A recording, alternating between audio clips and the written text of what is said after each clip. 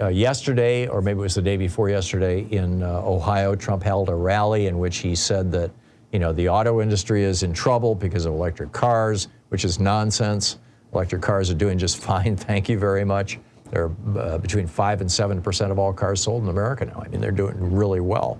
They're not doing quite as well as everybody thought they would a year or two, but there's always a little euphoria when a new product comes out, right? But they're doing great.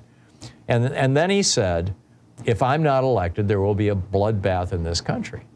Now, his defenders are saying that those two things were combined, that he was saying that if he's not elected, Joe Biden will cause a bloodbath in the auto industry.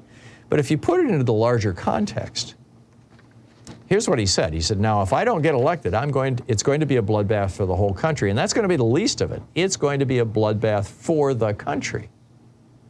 Now, J.D. Vance says, oh, he's talking about the auto industry. But as Mehdi Hassan pointed out, when you give a long, rambling speech in which you make violent threats and allusions constantly, salute domestic terrorists, demonize foreigners, and you don't get to say bloodbath and then hide behind the context was cars argument. This is called psychological priming, putting words into context, basically. Trump priming people for violence. I think this is the beginning of a setup for January 6th. I think that's really for a repeated January 6th, for bloodshed around the elections.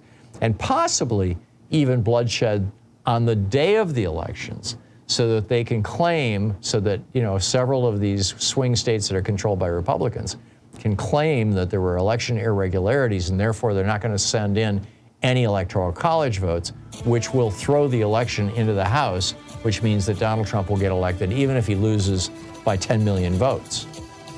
And in fact, some of his advisors are openly recommending that. There have been several op-eds written about this. So, I'm frankly very concerned about this, and I think we all should be. I think we need to take this seriously when Donald Trump uses words like bloodbaths.